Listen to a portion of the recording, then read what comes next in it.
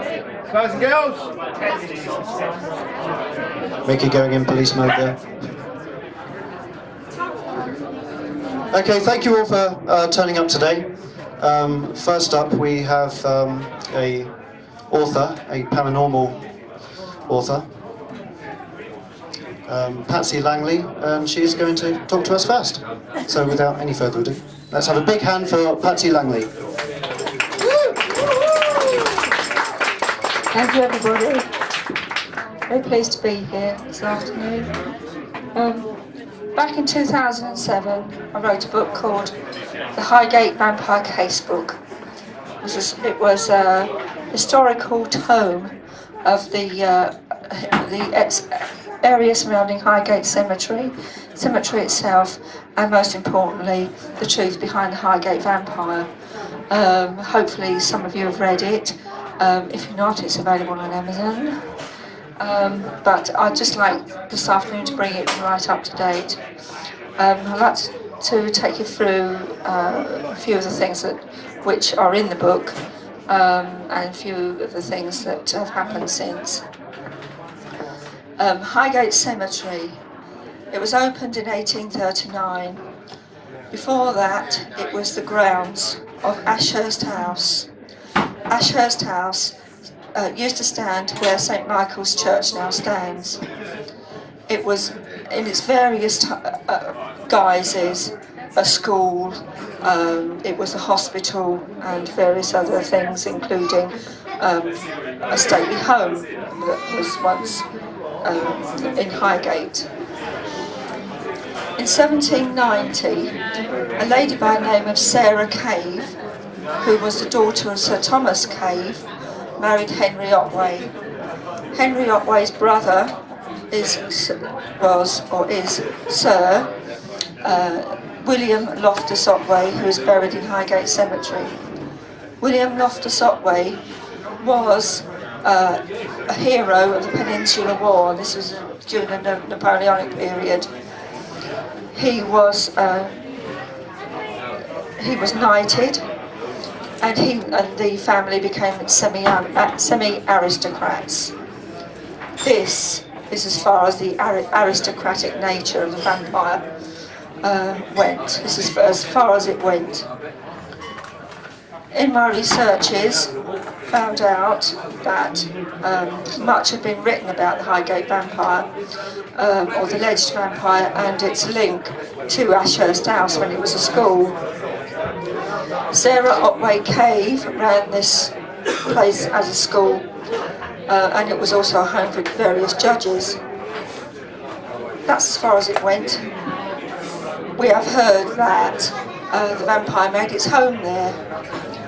Couldn't have done, because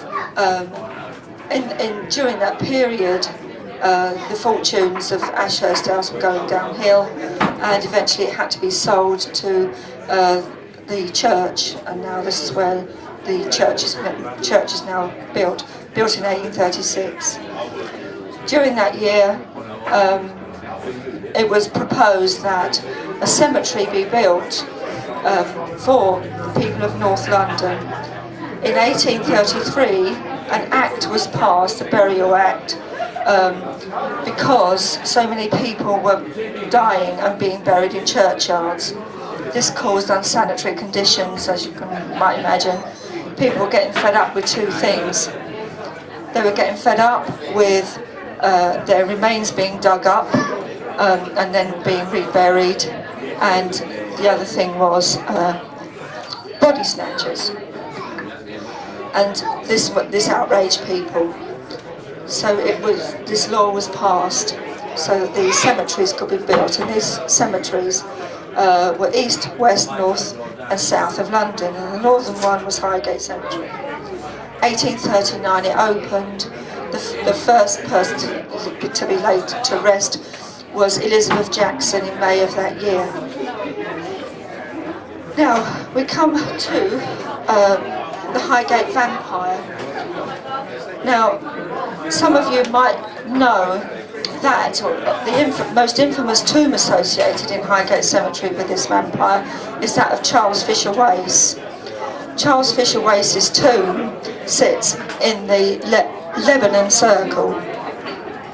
It's a very nondescript tomb, a bit run down, a bit crumbly these days, but nevertheless well kept. Back in the 1960s, because of spate of vandalism and paranormal activity alleged going on in there, witchcraft ceremonies, the United Cemetery Company decided that they would brick up some of these tombs so that people wouldn't go into them. One of these, or the Wace tomb I should say, was bricked up, but not before certain vandals went in there and started going in there and performing these rites. I don't think these rites came to very much, but what it was, it caused a bit of an outrage. And this is where the Highgate Vampire was said to reside. The Waces, far from being vampires, were meat sellers. They lived on Camden Road. Charles Fisher Wace was the son of a magistrate that hailed from Jersey. So they came to England, married Anne Ward, and they had, you know, lots of children. Some of them are buried with him in the tomb. Others, however, Henry became a Cambridge Don. Arthur followed his father into the meat selling business. But from Henry's line, Henry the Cambridge Don, came Alan Wace.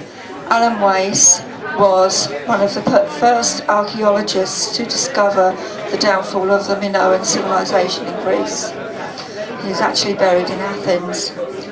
Since my book was published, I've heard from other members of the Wace family, and I'm actually in contact with one of them so that my revised edition of the book can be published.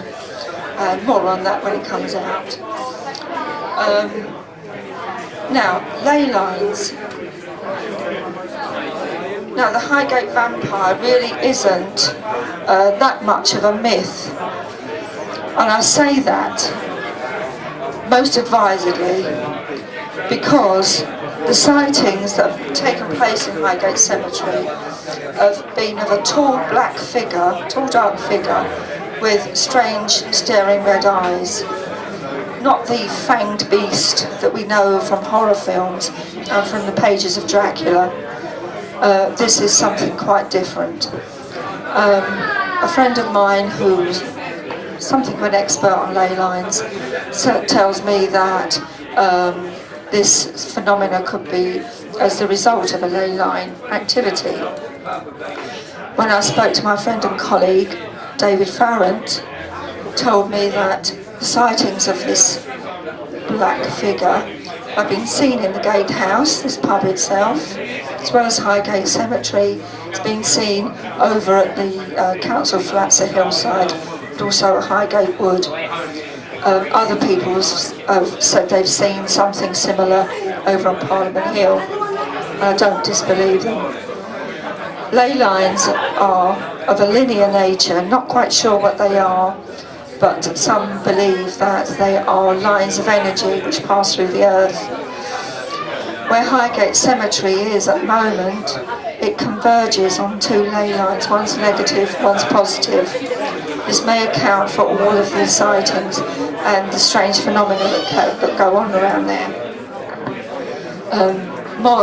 Greater investigation is needed into this, but it wouldn't surprise me if there was such a ley line activity that were found down there. Also, Highgate Cemetery in that ley line, it crosses, it's a cross, and as bodies decay on a ley line, especially in Highgate Cemetery, as they decay, they give off something of themselves until the bodies are fully decayed away, and then the shades, the ghosts, the phantoms disappear. Evidently, this isn't the case in Highgate Cemetery, so not all of those bodies must have been rotted away by now. even though the cemetery is still in use, over the West Cemetery is still in use. Not a lot of burials go on over there.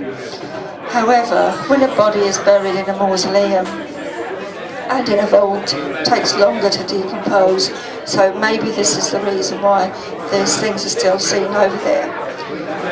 I have no idea what this thing is. I can only tell you what I have experienced. Back in 2005, a friend of mine and myself, we went on a tour of Highgate Cemetery. He had never been, I'd been on a tour before, he had never been. We went on our tour. When we came out, we walked back up Swains Lane. Both of us felt hungry, thirsty, extremely tired. My friend tried calling his wife on his mobile phone, which malfunctioned. Didn't work again until we got to Swains Lane. Until we got to the top of Swains Lane. We came into the Gatehouse here in this pub. We had some food and some drink and we felt better. We went back down Swains Lane on the way to Archway Station on the way home. Both of us said nothing. It was as if a time period had passed. When we reached the bottom of Swains Lane at the main entrance to the cemetery, my friend asked me if I'd felt as if I'd been through a black fog, and I said I thought I was going to tell you the same thing. The next day, his wife, my friend, she rang me and she asked me what I'd done with her husband, because as soon as he got home that night, he went to bed and he slept and slept and slept. Slept as if he had died. Woke up in the morning. Something very vampire-like is going on at Highgate Cemetery. I can't say what it is. I know what it isn't. I know that it isn't a blood-sucking fanged beast that was allegedly staked in the early 1970s. But the phenomena that exist today would be a testament to that. On a different tour, a separate tour, I went on, we were walking around the cemetery and one of the party asked what the leader if they used actors for effect at all in the cemetery. And you can imagine what the response was from the Highgate Cemetery, that the Friends of Highgate Cemetery tour guide, when he asked that. And he said, "Oh, I thought you did because I've just seen a figure, a tall figure in black up at the top gate," which was quite shocking, really. We didn't think that that was going to happen on the tour, but it did. Didn't get the man's name, unfortunately, but I was a witness to that. Other sightings of this black figure. In Pond Square, there's been a sighting of this figure, as well as the ghost of Oliver Cromwell, and strangely enough, a ghost of a chicken stuffed with snow walks around Highgate Pond, or what was the pond. It was filled in 1845. This stuffed chicken was the result of an experiment carried out by Sir Francis Bacon back in the 16th century. He was experimenting with frozen food and decided one snowy day to kill a chicken and stuff it with snow to prove his point. He proved the point. Unfortunately, he died he caught a chill. He died as a result of his experiment. Some say he haunts Bacon's Lane, which is named after him. But the chicken has certainly been sighted there, and so has Oliver Cromwell, who's been sighted. Other things, other sightings involving the ley line. Now, Highgate Wood is just up Southwood Lane there, on the way to Muswell Hill. Some years ago, I was visiting David, and I went over there with a friend of his, a friend at that time, over at Highgate Wood. We were taking some soundings. It was an extremely cold day, frosty, cold, very, very cold day. As we were over there, next to us, we felt a very warm patch. It was extremely warm. You could put your hand into it and it would be warm.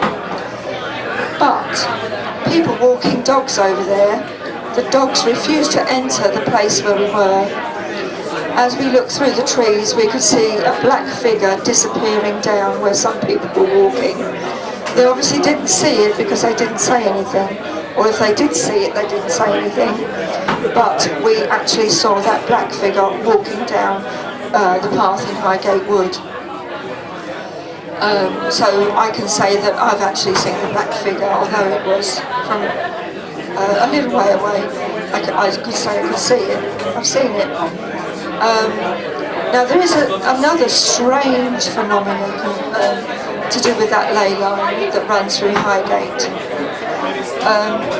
I'm not sure when it was the 1950s or 1960s, I'm not sure. But the railway authorities thought that that it would be a good idea if they ran a railway line to take the load from Highgate, or down there at Shepherd's Hill, down that way, up to Alexandra Palace. Although the line was built, no trains ever ran on it. Don't know why, no trains ever ran on it. If you go to Highgate Station, you can see the lower level where the station was. It's still there, it's preserved. However, many people have heard trains running along that line, and some say they've seen a steam train chugging along that line. I don't know why that should be, because no trains ever ran along that line, but this could be another phenomenon of that ley line. It's interesting because that train is more often heard than seen, and it's usually late at night or in the very early hours of the morning. I know at least one person that's heard it. I know at least one person that's seen it.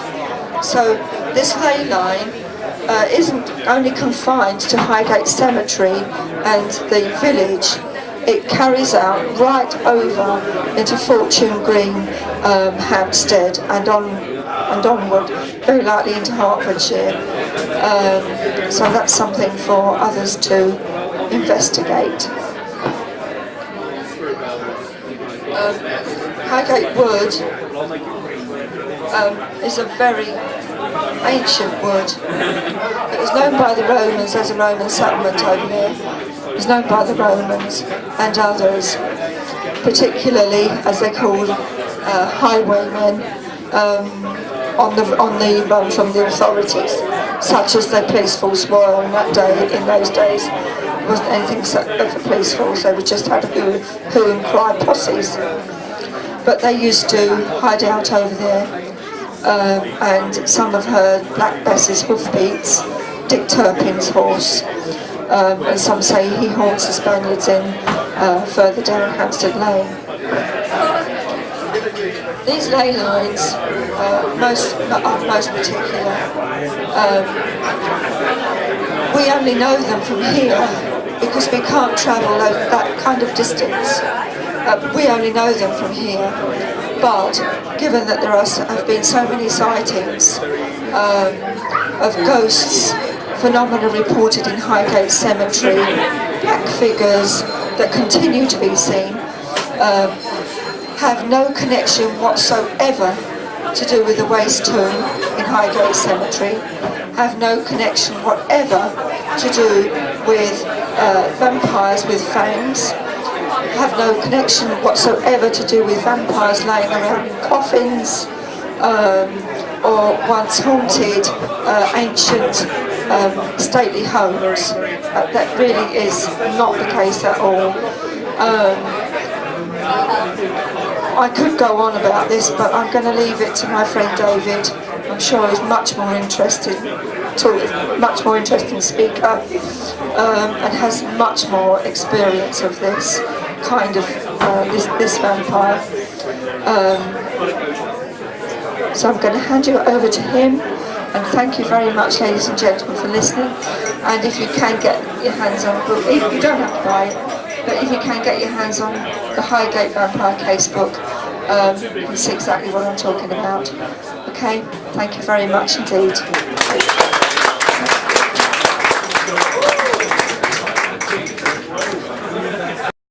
In its various guises, a school, it was a hospital, and various other things, including a stately home that was once in Highgate.